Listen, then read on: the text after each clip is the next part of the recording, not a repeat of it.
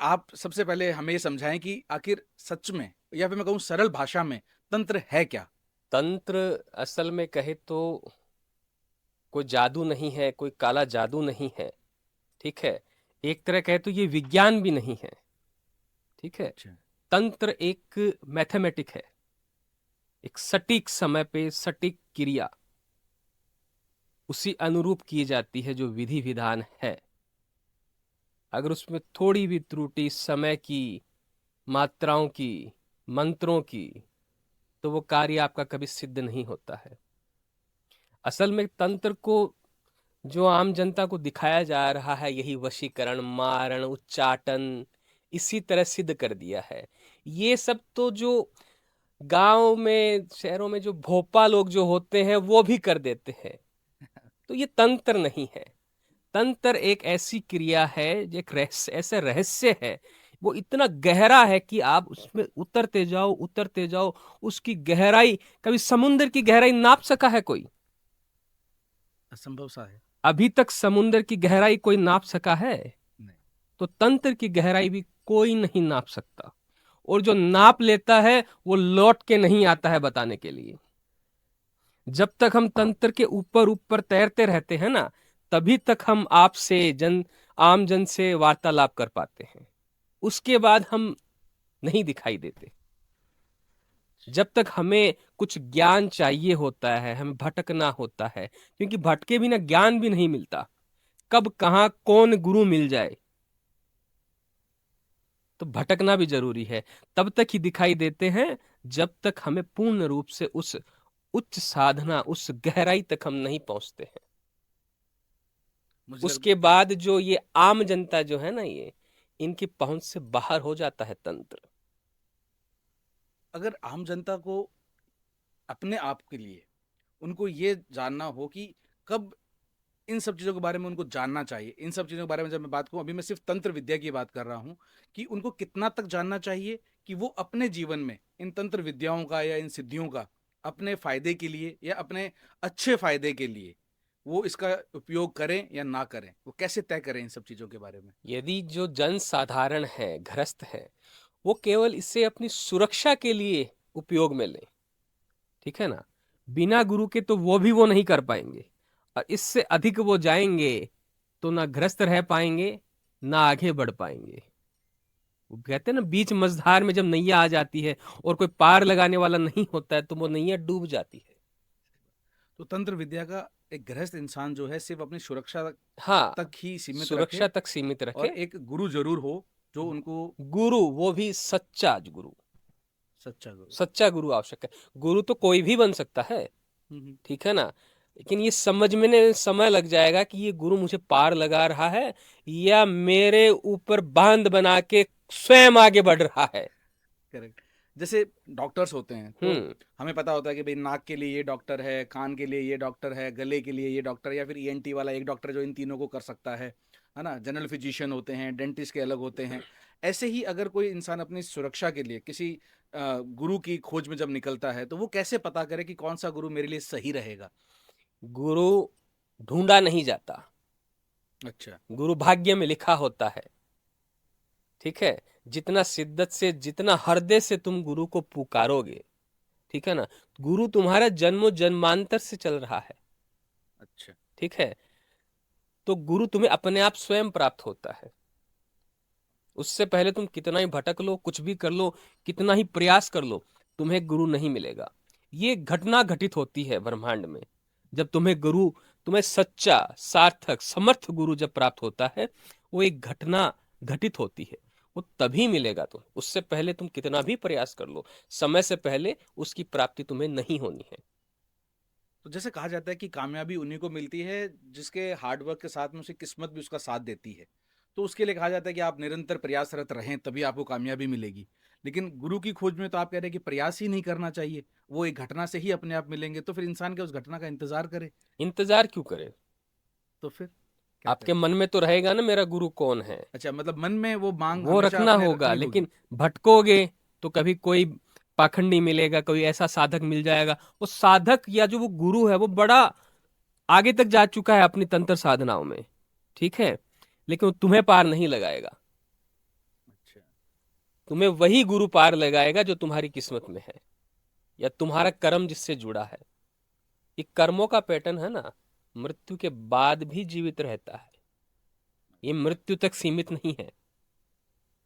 तो मतलब मृत्यु के बाद में भी कुछ है। हाँ, आपके कर्म आपके साथ ही जाते हैं और आपके कर्म आपके साथ ही पैदा होते हैं। तो क्या हर इंसान अगले जन्म में इंसान ही पैदा होता है? कोई आवश्यक जरूरी नहीं है। लेकिन वो जिस भी उसमें जाएगा, जो भी वो बनेगा, उसके कर्म उसके साथ ही रहेंगे। जो कर्म उसने किए हैं, ठीक है। भगवान शिव का पोता, भगवान कार्तिकेय का पुत्र 10,000 जन्मों तक गधे का जन्म लिया था। अच्छा। भगवान शिव का पोता और गधे का जन्म ले रहा है, जन्म दर जन्म दर जन्म दर जन्म दर। तो कर्म महान है, तुम किसके पुत्र हो किसके पौत्र हो, इससे कुछ फर्क नहीं पड़ता है। ठीक है। तो मुझे लगता है कि हमने तंत्र के बारे में या इस तंत्र विद्या के बारे में एक ऊपर लेवल का जरूर हमने योगानंद जी से समझने की कोशिश की है। इसी कड़ी में मैं अगला जो सवाल थोड़ा सा इससे हटके लेना चाहता हूँ, और आज का जो एक बहुत ही ट्रेंडिंग टॉपिक है, कच्चा कलवा। हाँ हाँ। सबसे पहले तो मैं अपने मुंह से कुछ भी इस बारे में बोलने के बजाय मैं आपसे ये रिक्वेस्ट करूंगा कि कच्चा कलवा को, अगेन जैसे हमने तंत्र को समझा कि सिंपल भाषा में क्या है, वैसे ही कच्चा कलवा एक आम जन के समझने के हिसाब से एक सरल भाषा में आप कैसे बताएंगे ये क्या है?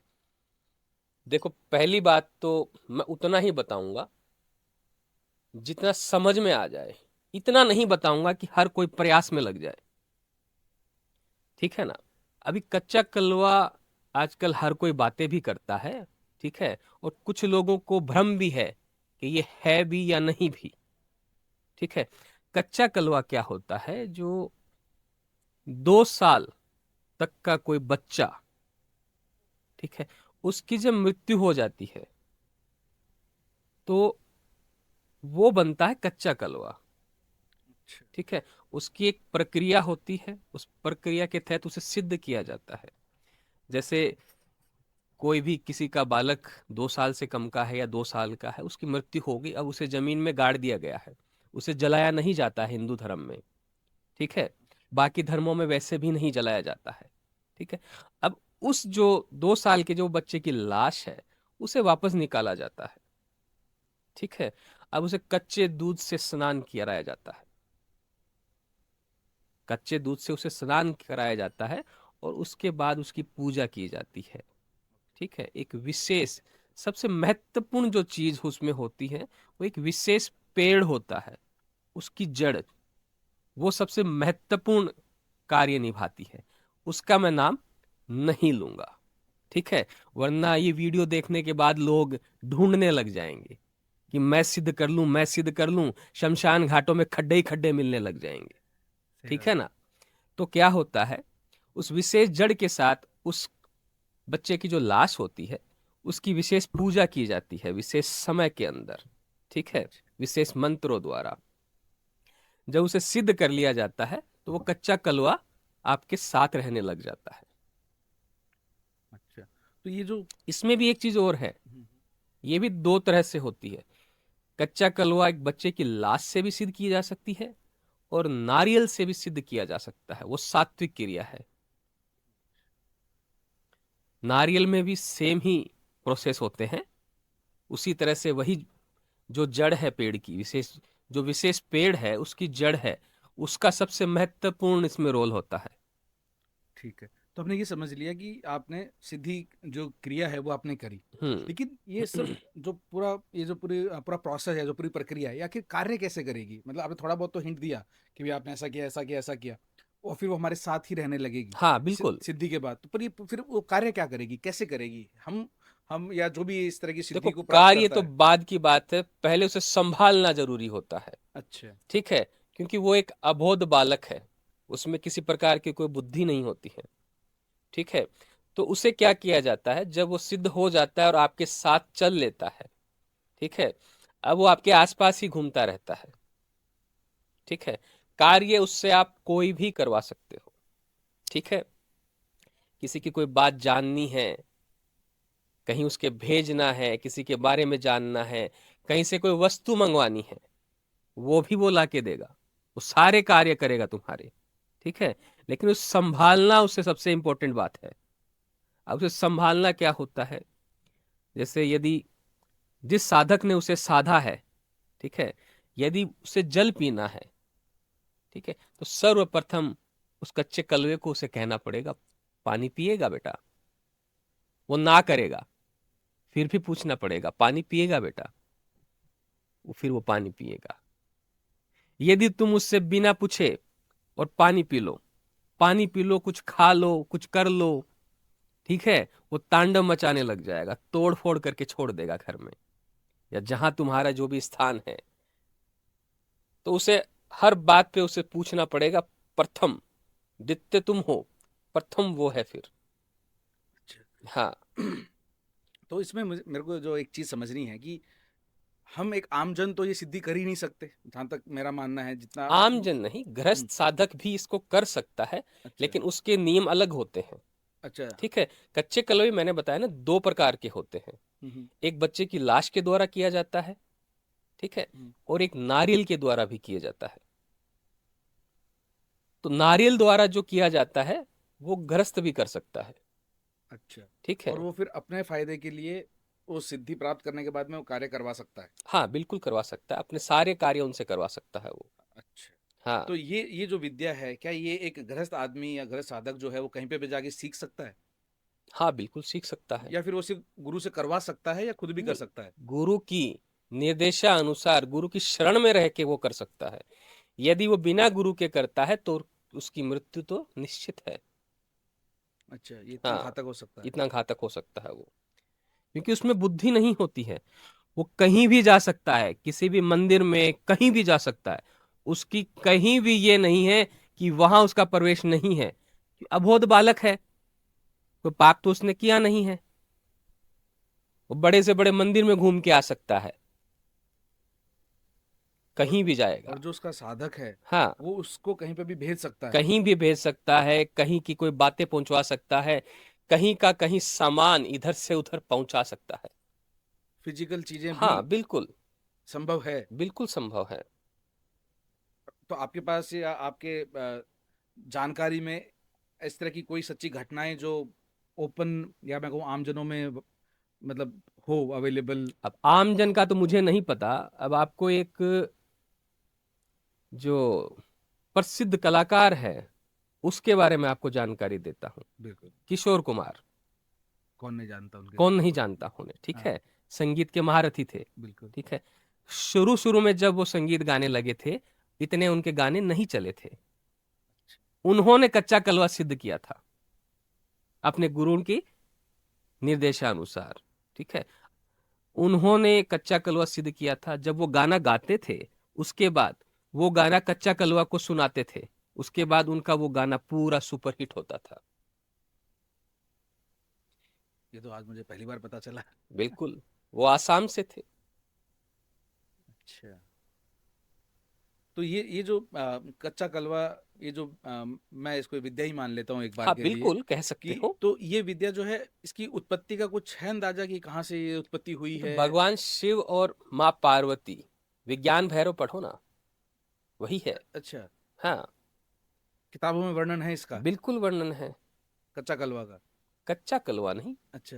तंत्र का। तंत्र का। जो तंत्र की जो उत्पत्ति हुई है हम्म। वो माँ पार्वती और भगवान शिव के द्वारा हुई है। उसका अच्छा। पूरा वर्णन उन्होंने माँ पार्वती को बताया है। विज्ञान भैरव उसी के ऊपर निर्मित है। तो अभी तक तो मुझे बहुत ही इंटरेस्टिंग लग रहा है ये सब, और हम्म, इसी सीरीज में, या मैं कहूँ इसी इंटरेस्ट को और बनाए रखने के लिए, स्पेशली क्योंकि हमारी जो जितने भी दर्शक होंगे उसमें से अधिकतर वो होंगे जो गृहस्थ साधक होंगे, हम्म। या फिर कामजन होंगे, या फिर अपनी गृहस्थी में जाने वाले होंगे। तो अगर वो इस सिद्धि पे काम करते हैं और वो कच्चा कलवा सिद्ध कर लेते हैं, वो इसको कैसे संभालें, इससे कैसे सही से रखें ताकि ये उनके उल्टे ना करने लग जाए कार्य, उनके इच्छा अनुसार करे, उनको उनकी मन्नतें पूरी करने में मदद करे, ये सब कैसे किया जा देखो, सकता है? सर्वप्रथम तो ये आमजन के लिए है ही नहीं, ठीक है। जो एक उच्च गुरु का, साधक का शिष्य है, वही ये कार्य कर सकता है, अच्छा। ठीक है। क्योंकि संभालना बड़ा मुश्किल होता है इन चीजों को, ठीक है ना। चीजें पालनी आसान होती है, उन्हें संभालना मुश्किल होता है। अब गृहस्थ साधक के लिए जो कच्चा कलवा होता है, जो नारियल द्वारा सिद्ध किया जाता है, ठीक है, वो कैसा होता है? जैसे आमतौर पे जो तांत्रिक और अघोरियों के पास जो कच्चा कलवा होता है वो एक बालक होता है, और वो हमेशा बालक ही रहता है। अच्छा। ठीक है। लेकिन जो गृहस्थ साधक के पास नारियल द्वारा साधना के द्वारा जो कच्चा कलवा होता है, उसके लिए एक अलग कमरा चाहिए, उसको वहीं रखा जाता है। अच्छा। ठीक है। अब होता क्या है, वो उसका शरीर नहीं बढ़ता है, उसका केवल सर बढ़ता है। उसका सर बड़ा होता जाएगा, उसकी जो आंखें हैं, जैसे आपके जो एलईडी बल्ब नहीं होते वैसे जलती रहेंगी, उसके दांत है वो दांत उसके बड़े होते रहेंगे। अच्छा। ठीक है। अब वो भी बड़ा उद्दंडी होता है। ठीक है। उसे कार्य में उलझा के रखना पड़ता है, कार्य वो भी सारे करेगा आपका। अब गृहस्थ है तो उसे और भी कार्य होते हैं, और भी काम होते हैं। तो साधक क्या करता है, उसे अपने घर के बाहर जैसे किसी पशु को बांधते हैं वैसे एक बार बांध के छोड़ देता है। अच्छा। ठीक है। अब उसे जब बाहर जाना है वो उसे बाहर ले जाएगा, और जो उसे कार्य जो करवाने हैं वो करवाएगा। बाकी उसके लिए एक विशेष अलग से कमरा रखना पड़ता है। कार्य वो सारे करके देगा आपके। जो नेता होते हैं, बड़े बड़े बिजनेसमैन होते हैं, जो व्यापारी हैं, वो पैसा बनाते हैं इन चीजों से। लेकिन ये नहीं है, ये कोई साधारण चीज नहीं है। तंत्र सस्ता नहीं है, तंत्र बहुत महंगा है। ठीक है ना। तो तंत्र उनके लिए है जो पहले से ही धनाढ्य है, वही उसका लाभ उठा सकते हैं। ये कोई 10,000 20,000 लाख 2 लाख वाले कार्य नहीं है। सही बात है, जिससे हाँ। इतने बड़े बड़े उद्देश्य हासिल किए जा हाँ। सकते हैं, तो वो कोई बड़ी ही चीज होगी। तो ये अपने भारत में ही ज्यादा है या भारत के अलावा दूसरे देशों में भी? बाहर भी है, बाहर बाहर भी? भी है, हर जगह है। तंत्र हर जगह है। क्या इल्यूमिना अब हम तंत्र कह रहे हैं, वो इल्यूमिनाटी कह रहे हैं? अच्छा। हाँ। हम तंत्र नाम ले रहे हैं, वो इल्यूमिनाटी नाम ले रहे हैं। जैसा हमारे इधर है, नाम अलग है, और सब कुछ वैसा का वैसा उनके इधर भी है। हकीकत ये है कि वो ज्यादा सार्थक हुए हैं। अच्छा। और इसका कारण? कारण ऐसा है ना कि यहां लोग छोटी छोटी बातों में उलझे हुए हैं। वो तंत्र को एक जादू समझते हैं। हमारे छोटे छोटे स्वार्थ पूरे करवा ले, जी हमारा वशीकरण करवा दो, मेरी प्रेमिका छोड़ के चली गई है। ठीक है। हाँ, यहाँ पे तो। मेरी बीवी घर से चली गई है, हाँ। मेरी सास ने मेरा घर तुड़वा दिया है, इस पे करवा दो, उस पे करवा दो। तुम्हारी सोच ही इतनी सी है। ठीक है ना। उनकी सोच बड़ी है, वो बड़े कार्य करते हैं। तुम अपनी घर गृहस्थी में भी तंत्र को उलझा के बैठे हो, तो कहां से कार्य करेगा? तो ये अब लव। जो बड़े साधक हैं वो सारे गुप्त जगह बैठे हैं, वो बाहर नहीं निकलते हैं। ठीक है ना। अब जो उनके जो बड़े साधक हैं, ठीक है, उन्होंने पूरा अपना ग्रुप बना रखा है। अच्छा। उन्होंने अपना पूरा ग्रुप बना रखा है जिसमें वो लोगों को जोड़ते हैं। यहां कोई ऐसी चेन नहीं है। एक असली साधक, एक असली गुरु को ढूंढने में आधी जिंदगी बीत जाती है। उन्हें पता है गुरु कहाँ मिलेंगे, क्या चीजें कहाँ है। सही वो बात। भटकना नहीं पड़ रहा, उन्हें हमें हम्म। भटकना पड़ रहा है। और यहाँ पे इंडिया में झूठ का कारोबार भी इतना है हाँ। कि झूठे ज्यादा अवेलेबल हैं, सच्चे हम्म। अवेलेबल नहीं है। ढूंढने की मेहनत कौन करे? इंसान अपनी ही छोटी छोटी चीजों में इतना उलझा रहता है कि जैसे आपने बताया कि अपने प्रेम को कैसे वापस पा लूं, डिवोर्स को कैसे बचा लूं, नौकरी में प्रमोशन कैसे ले लूं, पड़ोसी का अब जो कुछ है। तो हम ऐसे देखते हैं 1,000 रुपए में वशीकरण करवा लो, वो भी 8 घंटे में। अच्छा। अब तंत्र इतना सस्ता हो गया। तंत्र क्या होता है, वशीकरण क्या होता है? ठीक है। हम्म। तुम्हारी ऊर्जा, तुम्हारे अंदर सामर्थ्य होना चाहिए किसी को सम्मोहित करने के लिए, किसी की ऊर्जाओं को अपने वश में करने के लिए। तुम्हारी स्वयं की ऊर्जा निर्जीव हुई पड़ी है, मरी पड़ी है, और तुम समझते हो किसी और की ऊर्जाओं को हम संभाल लेंगे? हाँ, मजाक हो रहा है ये। तुमसे अपनी ऊर्जाएं, अपनी इच्छाएं, अपनी इंद्रियां नहीं संभल रही है, और तुम किसी और पे वशीकरण कुछ भी करवा के उसकी ऊर्जाओं को, उसकी इच्छाओं को अपने अधीन कर लोगे? नहीं हो सकता। तो इसमें मतलब झूठ का कारोबार ही बहुत बड़ा है। बिल्कुल है। हमारे पास जो भी आते हैं, हम सर्वप्रथम उन्हें यही कहते हैं, पहले तुझे अपनी ऊर्जाओं पे काम करना होगा। तुम्हारे अंदर वो सामर्थ्य होना चाहिए, वो काबिल। वो काबिलियत होनी चाहिए, ठीक है ना, कि तुम दो आदमी, जैसे एक नेता होता है, ठीक है, अब उसकी सभाओं में चले जाओ, जो उसके समर्थक हैं, ठीक है, उन समर्थकों के सामने उसकी बुराई करके देख लो, वो तुम्हें चीर फाड़ देंगे। ये होता है वशीकरण, ये होता है सम्मोहन। तो आप जैसे कह रहे हैं कि बड़े बड़े नेता, व्यापारी, इस तरह के लोग जो हैं ये इन विद्याओं का अपने उसमें उपयोग तंत्र करते के हैं, बिना नहीं चलते हैं, चल ही नहीं सकते हैं। नहीं। तो जो लोग 20-20 साल, 30-30 साल ये मुख्यमंत्री या फिर मैं कहूँ कि नेता नांगन बने रहते हैं, ये सब सब तंत्रों के चलते भरोसे ही। हैं। कौन तंत्र का सहारा नहीं लेता है? जो बड़े बड़े व्यापारी हैं, राजनेता हैं, सभी तंत्र पे चल रहे हैं अपनी सुरक्षा के लिए। प्रतिद्वंदी उन्हें हरा ना दे, कोई षड्यंत्र ना कर ले, सदियों से चलता आ रहा है। तंत्र का लाभ तो हमेशा धनवान ही उठा रहे हैं, ठीक है। जो मध्य वर्गीय, जो गरीब है, वो टोने करवाते हैं, तंत्र नहीं। वो जादू टोना करवाते हैं, ये इसकी पैर की मिट्टी उठा ली, ये उसके बाल कटवा ली। वो तंत्र थोड़ी है, वो जादू टोना है। उसे ब्लैक मैजिक, काला जादू, ठीक है ना, औसत दर्जे के तांत्रिक होते हैं, उनका कार्य है। अच्छा। हाँ, ये तंत्र नहीं है। तंत्र बहुत महान है। तंत्र से भगवान को मजबूर होना पड़ता है प्रकट होने के लिए। ये आम लोग जो अगरबत्ती और घंटी हिलाते हैं ना, पूरी जिंदगी हिलाते रहना, भगवान के पास तुम्हारी इतनी सी आवाज नहीं पहुंचेगी। तुम्हें क्या लगता है, माला फेरने से भगवान मिल जाते हैं या कोई शक्तियां प्राप्त हो जाती है? ये सब ये एक सटीक गणित है, पैटर्न है, ठीक है, एक रहस्य है। दुनिया का एक चीज समझाता हूं, दुनिया का सबसे रहस्यमय परिवार कौन सा है, ज्ञात है? एक सबसे रहस्यमय परिवार है, ठीक है। आज पूरी दुनिया की इकोनॉमी उसके भरोसे चल रही है। ऐसा कोई देश नहीं है, ऐसा कोई बैंक नहीं है जिसने, उस परिवार ने जिसको पैसा नहीं दिया है। और वो इतना रहस्यमय परिवार है कि अपने बच्चों की शादी तक वो बाहर नहीं करवाता है, ताकि उसका जो रहस्य है, उसकी जो गोपनीयता है, वो बाहर ना चली जाए। हमारे भारत देश का ही परिवार है? नहीं, बाहर का है, बाहर देश का है। आपके दर्शक समझ जाएंगे हम किसकी बात कर रहे हैं। अच्छा। हाँ, वो अगर आप बड़े लोगों को समझ समझदार में हैं, आ गया है तो कमेंट में वो जरूर बड़े बताना। समझदार हैं, इन्हें इशारा काफी होता है, नाम लेने की आवश्यकता नहीं होती। अच्छा। हाँ,